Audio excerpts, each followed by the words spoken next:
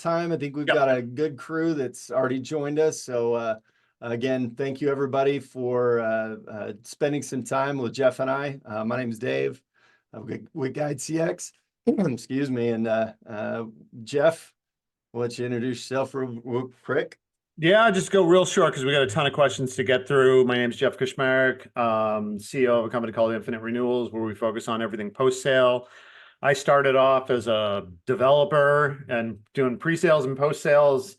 I learned early on that if you say yes in pre-sales, you got to be able to go do it in post-sales. And that's what I really trying to focus on, like a little bit before the deal closes and making sure that's all good. And then and making sure that, the goal isn't to get customers not to churn or to renew. It's the goal is to get customers to be an advocate and take those sales calls and to stand up at your next user meeting or and talk about how much they love using your software and stuff like that. Like that's the goals we should all be going for. So that's me. Live in Boston, girl dad. I got 3 daughters, 3 teenage daughters. So but luckily you can't detect because I put the Zoom feature for the no crow's feet or the gray hair. So I think I'm good. So yeah. Nice. Very cool. Well, we're obviously the topic today is going to be a huge one for all organizations that have any customers, and if you don't, you're not an organization. That's going to be transition points in the customer lifecycle. Like Jeff mentioned, we got a lot of great questions. We're hoping to cover all of them, but let's kind of jump into it. Jeff, from that standpoint, where would you say are the primary or most important transition points in that customer lifecycle? I mean, the first big root cause thing, and I don't care if you're a $2 million company or we saw this with a $1 billion company. If you don't have that first transition once the deal closes internally, now then there's the scalability of it, which we're going to get into some of the questions. But whether that transition is a digital one or you're all getting together in a room kind of depends on some tiering and segmentation and how big your product is and everything. But when I'm brought in and there's a churn issue or there's a failure to launch issue or something like that, the first thing I look at after making sure that it's a good ICP sale, because if everything's a bad ICP sale, you'll always get some, but like if some of it is that there's not too much you can do. It's a little garbage in, garbage out on some of those. But the next thing that we look for is to make sure that there is a good internal transition. And, Dave, I know we've talked about this. They say, would you agree that retention starts in implementation, as I always say, right? I always relate the dating. I'm either, I grew up a plumber with my dad. Everything's either a house building metaphor or it's a dating metaphor, right? So I'm going to use the dating metaphor here. And the sales phase, I just picture like Matthew McConaughey leaning back on Kate Hudson, and everybody's super engaged and they're liking each other's LinkedIn posts and everything like that. Like that's amazing. That's the dating thing, right?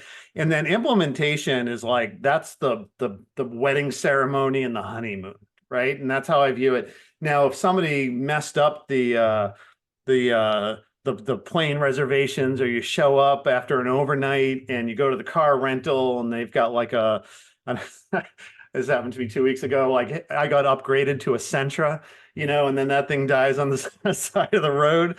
That's a terrible way to start off a relationship, right? And then I say, you get through implementation and then the customer success managers and all the stuff that they're doing, that's that hard work of marriage, right? I'm married, I know both, I'm hitting 25 years and stuff like that. Like there's work that you got to put in there. And that's kind of how I view the whole thing, right? And so I view it implementation.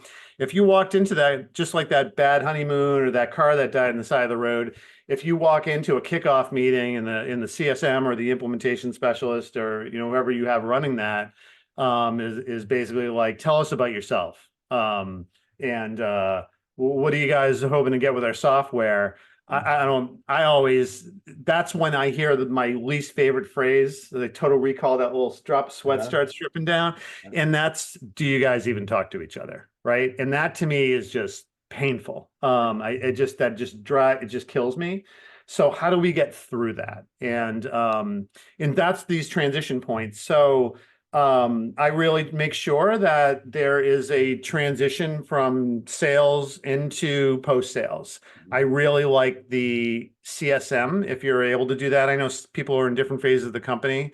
If you've got an implementation manager and a CSM, I like introducing the CSM as the central point of contact, driving the initial conversation, but then on the screen, having a kickoff slide that basically is saying, hey, we heard you during the sales process saying, this is what you're looking to, the outcomes, not the features. That's the other thing, right? Because everybody's like, these are the features. These are the outcomes you're looking to get from our software. Is this true? Has anything changed? I'd love to hear this in your voice. And you can open up a blank screen, the outcomes you're looking to get, or this is what we heard, what else, and go from there. And that to me, that can be huge, right? Even just that one little tweak can do things. I had a screenshot of just a quick little, hold on one second here, of like a very basic form that you should have in your CRM or whatever. I do believe that something like this should be mandatory for sales. And this is as lightweight as you can get. I also had to get like a generic screenshot because all of these are very much usually built out for what a customer what our customers looks like. But I enforce these with commissions. If you don't do this, if you don't go through and do this, you don't get your commission and things like that. And make sure the goals are in there and the value and things like that. And they don't have to wait till the deal's closed to do that. They can be adding these things into the notes and then doing it. But that's, you have to work with the currency that you're given, and sales currency is usually working with dollars. I'll also say there's sort of a maturity curve in your junior teams. If you're, $3 to $5 million, $5 to $10 million, those teams aren't, unless they've brought in some senior people, they're not used to that. So they think it's just getting stuff in the way and everything. So you have to kind of fight that battle and use data to fight that battle and go from there. So that's my first one. I'll spend a lot of time on that. The second one is then if you're coming out of implementation, the introduction into the post implementation people, and that is with your CSM hopefully and the support team, and basically say if you've got anything reactive, you go into the support team, and if you're doing anything proactive or more strategic, they're going to the CSM. Okay. I know we just had a question about that slide. I don't know, Jeff, you can pull that back up and just enlarge it so sort of. Oh yeah, that's my bad. Form. Yeah. I always think about that as, you call into your, whether it's your cable or your cell phone provider or something, and you talk to the first person, you say, hey, I need help with X, Y, and Z. And they say, okay, I'm going to transfer you over to this person. And then they come on and they have no idea what's going on. You got to tell the whole story all over again. Terrible customer experience. I've been through that very recently too. And then there was Erica on LinkedIn, just terrible thing that happened after being robbed. And it's just so bad. And it's just the little thing. Actually, it was the IRS that I just dealt with that. But, absolutely. Was there another question I saw that they had popped up there before we're on this subject? I think that was the one was asking about that. Okay. But is that visible? Let us know if that's not. And I know that's another thing as far as being able to make that a standard. I know we use that on here at Guide CX, that there is a sales form that really does help, similar to that's put into the post implementation project that's kind of a standard. Yeah, I do. Also, I feel like everybody at least needs this. If you're signing up your next big enterprise company, hopefully there's a meeting, right? If your ACV is 50K and you sign up a $1 million customer, like you should probably all get in a room and talk about it. But it's also, I was talking about this with one of my customers yesterday, also identifying the customers that might not be as high of a revenue, but there's a massive potential for that. When I was at Virgin, we signed up Coca-Cola for 2 licenses, and it was like, see if they can get some value off of that. And then there's a upsell possibility of getting up to 50,000 licenses from that. So you just can't use blanket rules all the time and stuff like that as well too. So that's one of my processes. I tried to really grab a screenshot for the post one here. But but it's hard because there was a very internal types of things. So just in terms of like a process thing, what I try and put together, this is ideal state. I wouldn't expect you as a startup to have all of these things sort of identified, but these are kind of, you have an internal doc, you go over the company overview, there's a contract thing, you know who the key stakeholders are, you have this sort of internal relationship map. That's a little higher level. I've done that with some very large enterprise clients. But again, the most important thing is what are their goals and outcomes? What's the assessment? Is there tech stuff that you've got to be aware of? Some implementation details, things like that. And if these things get complex, it's always helpful to have implementation or CSMs in the pre-sales to vet some of these things out as well too. And then making sure that your kickoff decks and that kickoff is just as crucial. You got to nail that. Make sure you've got a solid deck, but don't make it too long either. Like nobody wants an hour-long kickoff. I've seen these mostly be requirement sessions, and that's not what those are. This is here we are. Here's our process. Here's our team. Let's reconfirm the goals. Maybe give you a little homework to go send X, Y, and Z over. And then, because all the champions are on that call. So it's more of some ceremony, and then it's like, let's get down to business in the next call. What are we going to have for a weekly cadence and things like that. And then from there, it's, the CSM is going to work on these things and the success plan while the implementation is going on. And this is sort of a very document, or artifact heavy way of looking at a customer journey. Obviously, this is not a full customer journey. The other thing I will talk about, and then we can get into some of the questions here, is that implementation to CS handoff. And I view that, and we didn't have these back in the day, but we have these now, tools like ITX and others where you're able as a CSM to get automated updates. You can get, red, yellow, green types of things. You can find out if somebody's blocked in a stage or if you need to come in and help unblock things and stuff like that. But then you just making sure you're meeting on the inside, making sure you're doing a burn-in period. I always view like 2 ships in the night. Like I don't think CSMs need to be on every implementation call, but maybe you're having very strategic, okay, we're going to decide on this thing, right? Like this configuration. So we're going to bring in your CSM because it's more of a strategy thing. But I like having them around for that 2-week burn-in. And you're going live, you're working through some stuff like.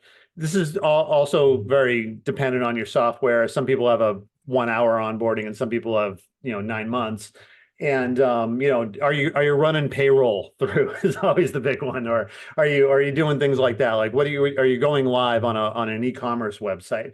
And then just making sure that your documentation is set in the background. And that, again, it should be number one, but making sure the customer understands the value and that everybody else on the post sales team knows that. So I know I see some stuff in the Q&A. Do you want to give that a quick before we get into some of the questions that we got from the registration? Yeah. So first question that was asked by Veronica is, as far as back on your form, do you have a specific tool or system that you're using or that you recommend for gathering that information? I think it always hit what the salespeople are using for CRM. So, and if you've got a RevOps person, they'll crank these things out because they're big believers in process and all the things that we're talking about. But I think it should be in your CRM. If all else fails and you need to go create a Google form and you guys are small and everything, I get it. But if it becomes part of this mandatory process that's tied to commissions and things like that, that's where I like it to be. A requirement of the sale to be able to be officially closed and transitioned and commissionable. So yeah, that's it. Okay. And then Giselle asked, I think, a fantastic question. I know I've got my opinions from both doing 10 years of implementation and customer success, and then the last 5 on the sales side. The question is, they've developed some processes at each of these steps. Question is about customer goals and objectives. Do you believe the definition of these should start with sales, or is it more responsibility of implementation in CS? I'll tell you my perspective. that is, especially from a sales guy right now, that has to start with sales. Sales is having those initial conversations. They're gathering that information. They're learning those things that lead to the purchase decision. And then that transitions on instead of, again, we were talking about earlier, the very, disjointed conversations. But Yep. Jeff, what's your take on that? I like to zoom out. I will say yes, but let me add some onto that, right? I like to zoom out a little bit more, and I like to retreat back. Like your CEO or your founder, whoever came up with the software, had this vision, and something's missing in the marketplace, and somebody is unable to do this crucial task.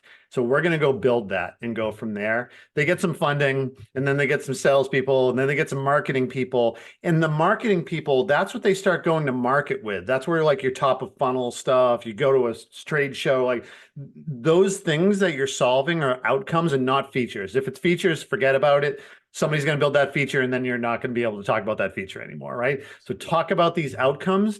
So I agree, yes, but salespeople should be armed with these outcomes that came from that sort of founding and what we're doing and what's the problem in the market that we're solving. It got them the investments, and now that's the message. And then yes, salespeople should, and you're one of the good ones, but we know a lot of people are like, well, our competitors got 19 features, we've got 23, so go with us, right? Yeah. And here's and they're like, let me show you a checkbox thing here with the like, yeah, we got analytics. So you go from there. So. Yeah, and sale, I mean, hypothetically speaking, but sales would never oversell and then just chuck the ball over the fence and hope Never. that customer success can deal with it. But yeah, great. Hopefully that answers the question. And I know there's been a couple that have asked about sharing the recordings. We absolutely will get this posted after and send a recap. And I promise not to swear on this one, so you don't have to clean.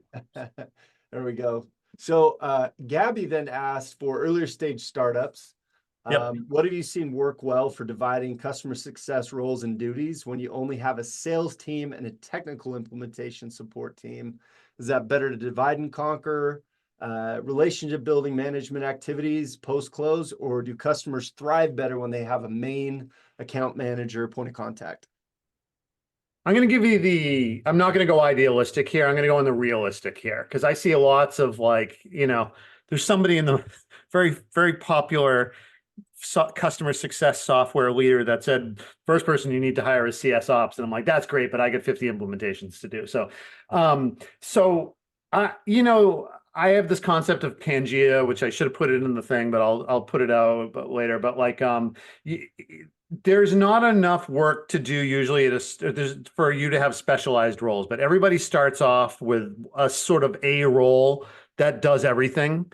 And then ideally you go, and that's maybe your first 5 million. Then when you start going 5 to 10, suddenly it's like, oh, we're not able to have these value-driven conversations. Why? It's because I'm too busy doing implementations and support, because those two things just drain the life, and they're like a bomb that goes off in your life. So you're never able to do the proactive work. So it's essentially, you get to a point where you've got one role and they're doing many jobs to be done. Implementation, support, CSM value stuff, customer marketing, technical implementation stuff. And then it starts breaking a little bit. And then that's when you start either cloning that role. You've got 3 CSMs. What normally happens is you got 3 CSMs, they do everything. And then suddenly it's like, okay, now we're going to say, I always like, hey, now we're breaking up the jobs to be done. Are there people who want to just work on implementations and never talk to customers again? And somebody says, like, that's me. I'm a sociopath. I don't like talking. No, because I am like that. I'm like, give me a 3-month project. I'm in and out. I don't want that 2-year-long relationship, right? That's how I was in implementations. So it happens when things start breaking, their churn starts going up. And then you're like, why is that? How come we're not having these conversations? It's because we're too busy. And then we start either cloning that role or breaking that role apart. I prefer to break that role apart as soon as possible, but it typically happens post $5 million in revenue per year. Okay. All right. The questions are pouring in here. I know, right? We're hopefully we can cover all of them, but we'll get to as many as we can. So I will be very concise now. So let's hit me with So Marie asks, I find it difficult during implementation to focus on high level goals. Often implementation, people don't have a strategic win. What's your view on that? Yeah, that gets right into what I'm going to be very succinct now on those points. That then you're starting to hit that inflection point where you need to either get more CSMs or to start breaking apart the roles to have somebody focus on that. Again, this is going to, for one of the questions I was asked during registration about how to get people convinced to do these things in senior leadership, you got to use the data. You have to show look at the amount of support requests, look at the amount of implementations I've got going on. How am I supposed to do 80 QBRs when I'm launching 15 customers and things like that? So you got to use data on these things and go from there. Okay. So Faye asked the question I've definitely got some opinions on, but thoughts on the role split when a sales manager is still involved throughout the customer relationship post-sale, especially when the customer is small and points of contact may be the same. Sales guy, you got to go out selling. If you're small, the sales role is when you're smaller, it's kind of like I have this barbell effect. Like when you're smaller, the salespeople, they like to be involved, but you got to pull them out from that because when you're in the startup phase, they need to be going in total new logo acquisition, right? But what does wind up happening, I've seen once you start hitting like $30-40 million is that the AE kind of comes back in. They're bigger deals and they want to stay connected. Again, solve it with a job to be done or a racy matrix, basically saying, okay, that's nice, but you're not going to do the QBR. You're not going to be looking at the usage. You're not going to be doing all this stuff. We know that, right? So let's find the points to bring you in. Is that on a cross sell or an upsell? You don't bring them in to give them 5 new seats, but maybe you're selling to a new business unit or something like that. So at the end of the day, sales got to be selling. That's my opinion on it. Yep, agreed. And what I would say is also part of that is the right technology. A sales manager is getting into it because they want to make sure that customer is retained, that there's expansion. So, being able to automate some of that process is going to help with that, that transition. So, great question, Faye. Next question from Giselle for startups. Hopefully I pronounced that right. For startups for startups, recommendations you have on sales teams when they're focused on selling, and CS is screaming focused on ICPs, drain the life out of them, like we were talking about earlier with, we had a pre-conversation where we talk about that. So again, use data as your friend. What normally happens if you're selling to non-ICP, and I'm going to cover a question that was asked during registration, is what happens when the customers aren't being responsive. And essentially, I've got like a 30-day rule. And again, hit them where it hurts. If their customer is non-responsive after 30 days, salesperson's still responsible for that. If you've got no contact after 30 days, they might have to go return that BMW and give their commission back because that deal is a clawback. And so make that salesperson work, and in that type of thing usually stops that behavior.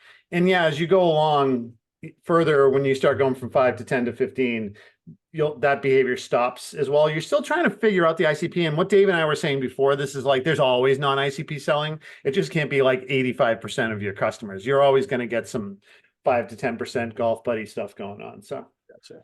Okay, great.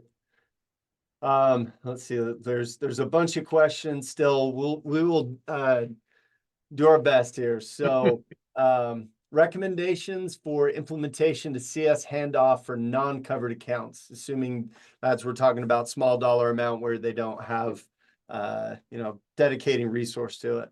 Yeah, I think I'm addressing this right, but I have yet to. If you're enterprise versus a PLG thing, you're probably still doing some small amount of configuration or something like that. I've not seen too many enterprise software companies that can let customers, unless you're an API driven thing and you've got good documentation where they can sort of get themselves up and running. So what I do see is a quick implementation, or there's implementation and then it gets handed off to a digital motion after that.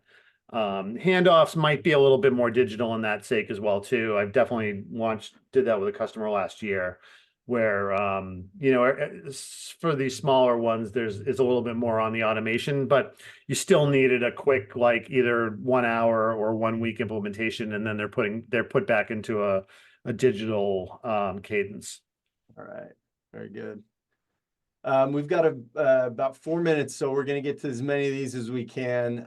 Let's see, Alex, how often do you find customer stakeholders in sales are completely different from the stakeholder in implementation? Their goals are different too. Yeah, it's true. Hopefully you need to get some alignment. Ultimately, if they're dramatically different, then you have to get back with the person that signed the contract, because they're the ones who had the outcomes that they want, right? And just remember, like, as I always say, sales gets sold up here. It's like the salesperson, maybe some C-level or director level person kind of gets pushed down a little bit. And where a lot of people on the CS side, get really stuck is that they're now at the admin level, right?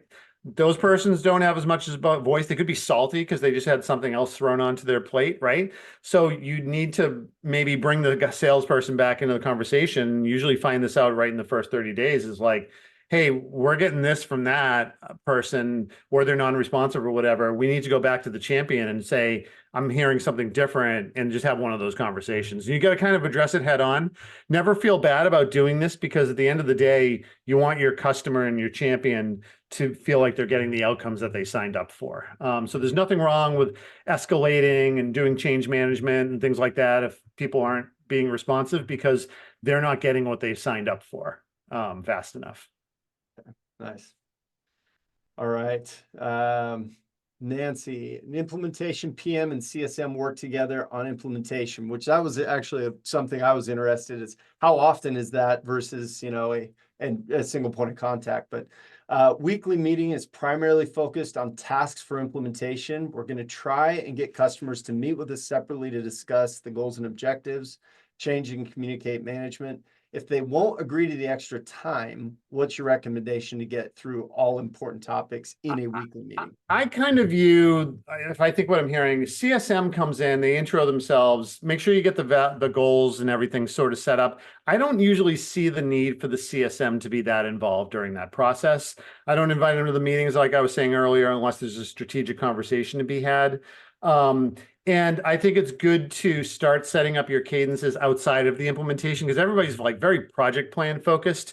And I always say, like, if you got some quick hits or quick outcomes, there's that whole time diverse value stuff, which I don't want to get into too much. But like, if you're able to say, hey, look, we'll look at everything we've done in the first 30 days, you as the CSM can report back to the champion that, like, we're doing really well, which gets through, you're trying to fight against we gave these guys a bunch of money, we haven't heard from them in 6 months. But like, hey, we got all the data in. You can, even though we're not live, you can still go in and see your payroll or your X or your Y. But I like to decouple those, let the admin and project people kind of do their stuff and have those conversations separately. So don't try and blend it all into the same conversations. Gotcha. Yeah. So we really appreciate all the questions. I'm going to launch a quick feedback poll to make sure that, both for the running out of time today, I know there were a few questions we didn't quite get to, but also on future topics for a lot of upcoming webinars that Jeff and I will be doing together. Any responses that you guys want to put in here? But I know, again, there were a few other questions that were listed. But one of which, I guess, while we're kind of wrapping up and people are jumping, Jeff, if you want to touch on, Amy's asked, question. Yeah, I read Amy's question. How would you recommend bifurcating roles and implementation no longer sustainable for one person? This is where you use the data and where you just kind of say, hey, you have to show what the impact is from not being able to be sustainable, whether it's response time is too long, time to launch is too long, and you just use these data points to fight your argument. Crack out the jobs to be done, and then saying, like, do you need a PM to do a lot of PMing, which can be a cheaper resource, or is it or do you need a technical person to do all the technical stuff? But find out where the thing is that's taking up the most time, and that's where you start doing it, versus just cloning. So your choice is to either keep cloning, or to start breaking up the roles more and more. And yeah, you see that. You start seeing, like, I've got a PM, I've got an architect, I've got this, I've got that. And so it again, company dependent, software implementation specific, but I always use data. to fight for more roles and go from there and show what's breaking. Okay, maybe we can take a minute on that last question about when to introduce customers to customer programs like community. Hit it on first of all, this stuff should be mentioned during the pre-sales, and then hit it at the kickoff as well too. And that's sort of where I feel like the customer success person in the kickoff is like, and that's what you'll be working with me on, right? We're going to work on your values, but we're also going to talk about some of these other things, and then let the implementation people work on the project plans and that stuff. And then you are either on the sidelines and you'll talk about this once they go live, or if it's a really long implementation, make sure that you're talking to them in a cadence where you're, working on these types of value driven things during those things. Just kind of don't expect your implementation people to be hitting on this stuff. They've got a job to be done, and that's getting the customer live. So yeah. Yeah. Real well. Anything else, Jeff, want to generally mention to the crowd? I think there's a few still hanging on. It's hanging on every word. I was just looking through my notes of stuff that we didn't cover, but like, I think we went through basically how to do this at scale versus mid-market and enterprise customers. And I've got this idea called everybody starts white glove. So you take that white glove approach, and then you just start deleting stuff, right? So find out what's working for your high level people, and then you've got your segmentation, and you basically say, okay, for your mid-level people, we're only doing this, and then for your scale people, we're only doing X, Y, and Z. And so, as I said, it's hard to do that implementation as much, but it's definitely easier to do for the other customer success types of roles. So.